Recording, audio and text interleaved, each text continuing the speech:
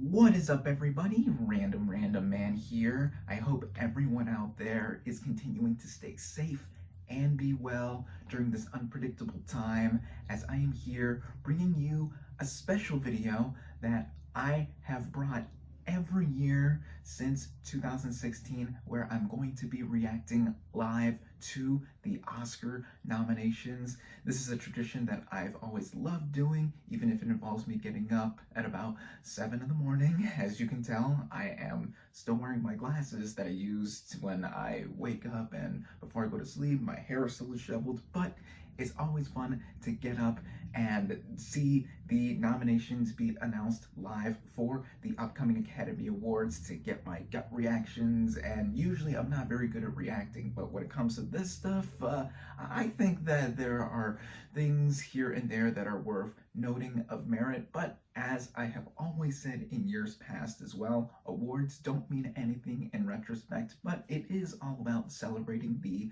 love and the magic of the movies. Now I'm about 7.5 minutes away from the nominations being announced live, but to quickly get some last minute reactions, or I should say predictions, last minute predictions for the Oscars. This year, the four locks, I think, for Best Picture are Everything Everywhere All at Once, The Banshees of Inisherin, The Fabelmans, and Top Gun Maverick, that specifically being my favorite movie of 2022. So if that scores more nominations other than the expected Best Picture and technical noms, I'm gonna get excited. Other big players include the likes of Tar, Babylon, even stuff that has popped up more recently and racking up some guild nominations like The Whale. Even Black Panther: Wakanda Forever could possibly get into Best Picture. Avatar: The Way of Water, of course, having just crossed $2 billion worldwide at the box office. That's going to be a Best Picture contender. Also, as is usually the case, I will not be reacting to the short film announcements, as I do not know nearly enough about those categories until the actual nominations come out. But here are all those nominees here on screen. Basically, I'm just down for any and all surprises, whether they are good or bad, because they create the most genuine reactions, as I've said. So I'm now about 6 minutes away from them being announced live, so cut to the next part of the video where you see my reactions. Here are the nominees for performance by an actress in a supporting role. Angela Bassett in Black Panther: Wakanda Forever. Hong Chow in The Whale. She ended up getting in. Kerry Condon in The Banshees of Inisherin. Expected. Jamie Lee Curtis in Everything Everywhere. Stephanie Sue, let's see. And Stephanie Shu. Oh, wow! She ended up getting in, that's awesome.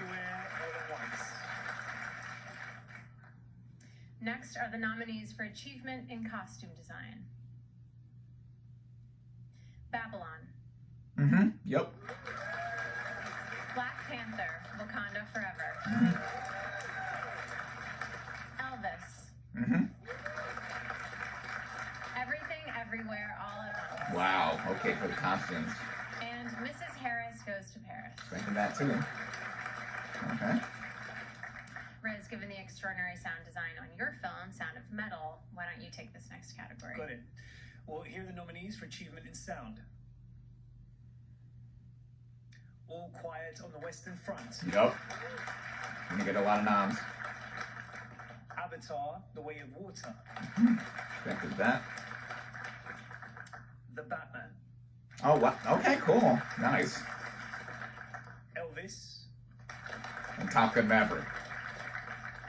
And Top Gun Maverick. Next up, here are the nominees for Achievement in Music, Original Score. All Quiet on the Western Front. Oh, wow. Okay. All right. Yes. Babylon. Yes. I heard someone say yes. The Banshees of Inisherin. Okay. Everything Everywhere All at Once. Wow.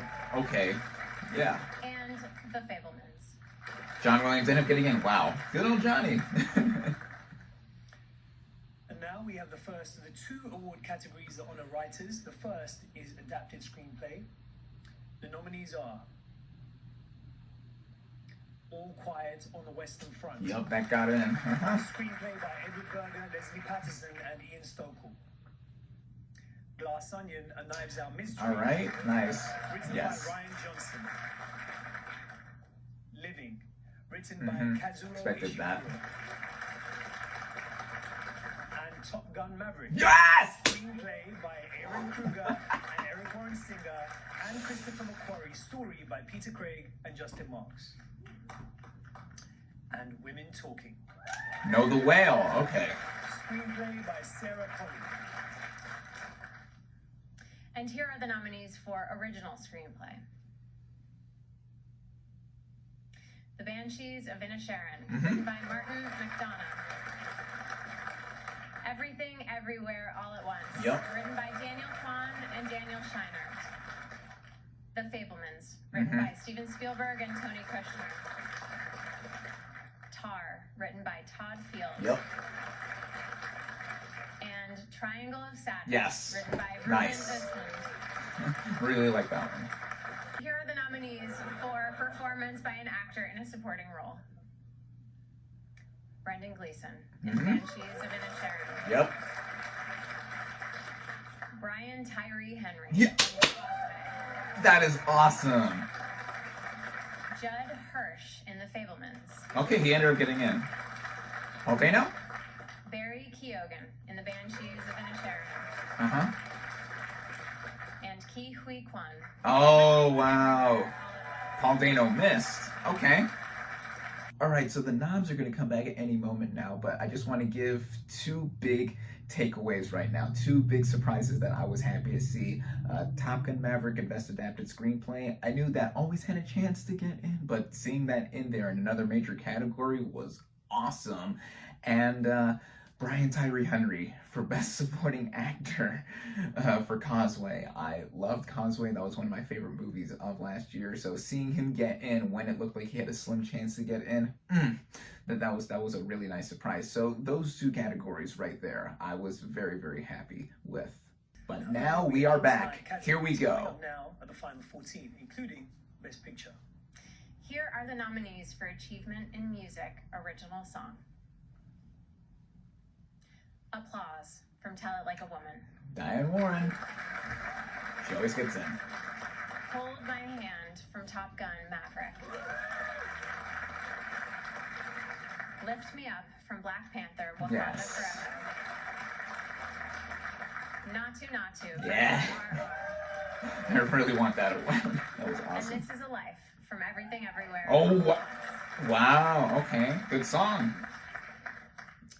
Now, next up, the nominees for Best Documentary Feature Film. Moon Age Daydream, will it get in? All That Breathes. Expected that.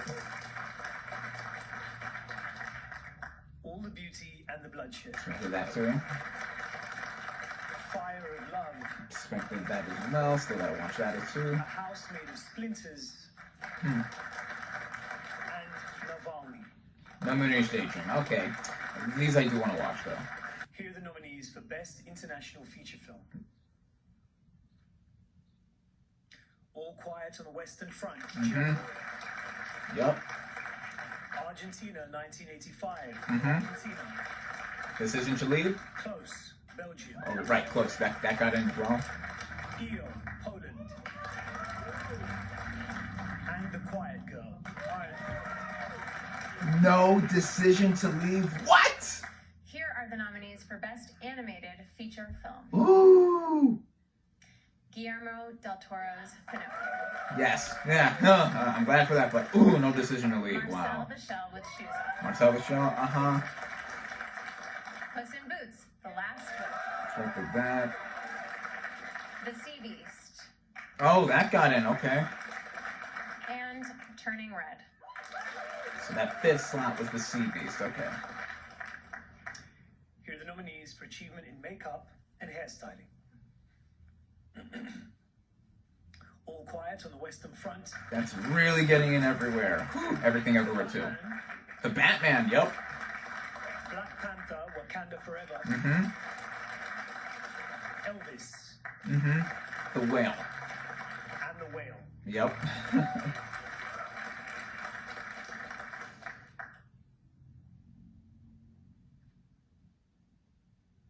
Here are the nominees for achievement in production design. All Quiet on the Western Front, Yep. Wow. Avatar, The Way of Water, Nice. Yeah. Babylon, Elvis, Sure. Yeah. That looked good. and The Fablemans. Okay. Yeah. The nominees for achievement in film editing Ooh. are The Banshees of Inisherin, Elvis, Okay. Yeah. Everything Everywhere All at Yep. Once, A lot of knobs. Tar, Oh, yeah. Cool. and Top Gun Maverick.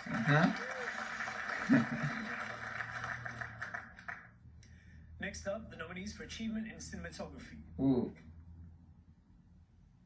All Quiet on the Western Front, Wow. Yeah.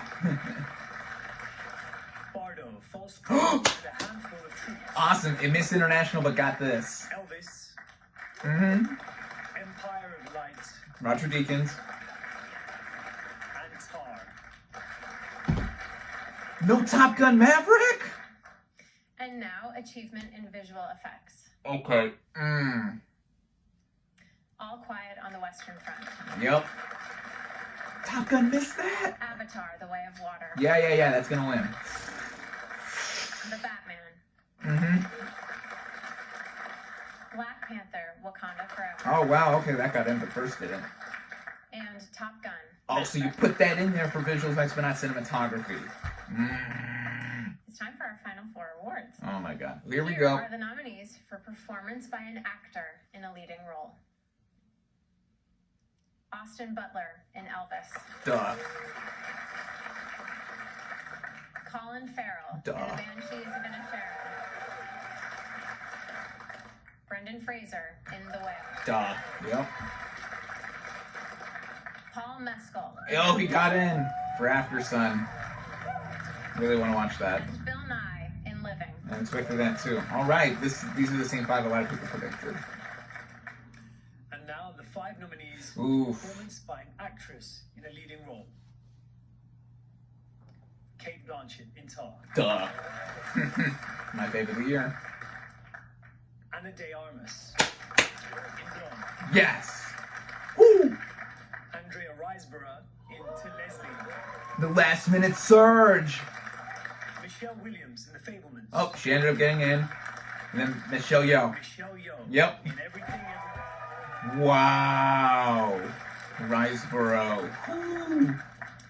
Just 2 categories for Good me. for her, though. The first is achievement in directing, and the nominees are Martin McDonagh, The Banshees of Inisherin, Duh. Daniel Kwan and Daniel Duh. Scheinert, Everything Everywhere All at Once, Steven Spielberg, The Duh. Fablemans,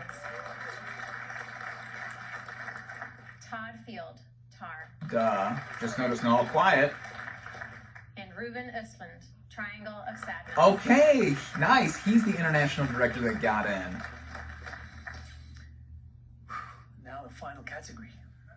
Here are the 10 nominees for Best Motion Picture of the Year. All Quiet on the Western Front, Yep. Malte Grünet, producer, Avatar, The Way of Water, James Cameron and John Landau, producers. The Banshees of Inisherin, Yep. Graham Broadbent, Pete Chernin, and Martin McDonagh, producers. Elvis, Baz Luhrmann, Catherine Martin, Gail Berman, Patrick McCormick, and Skylar Weiss, producers. Expected so far. Everything Everywhere All Yep. at Once, Daniel Kwan, Daniel Scheinert, Expected and these Jonathan 5. Nolan, producers.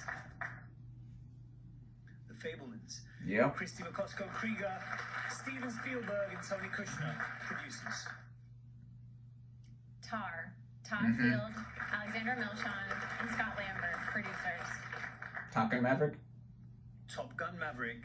Tom Cruise, Christopher McQuarrie, David Ellison, and Jerry Bruckheimer producers. Triangle of Sadness. Yep. Eric Hemmingway. After that got into screenplay and director, I expected that. Back of my mind. And Women Talking. And Women Talking got in, even though it got in for screenplay. Wow. Alright, now that the live announcements are done, I can go through each of the nominees that I am covering, or categories of nominees I am covering, just to give a bit of my input after my gut reactions. So, starting out with Best Picture.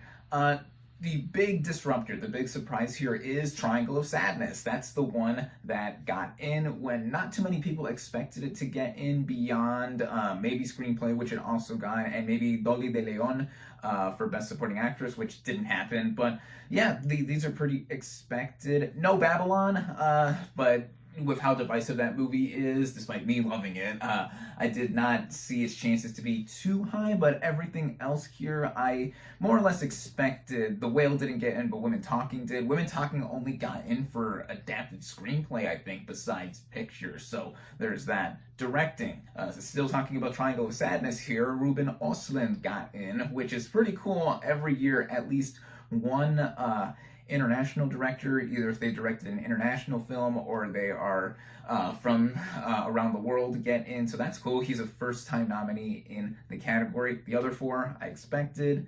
Best Actress in a Leading Role. So much talk was given recently over Andrea Riseborough to get in for To Leslie, and at first I thought, oh, the past week or so, everyone's surging about that. That's just hearsay, and that's not going to really lead to much. It actually got her a nomination when she didn't get in anywhere else. She didn't get into any of the precursors. No Globes, no Critics' Choice, no SAG, no BAFTA.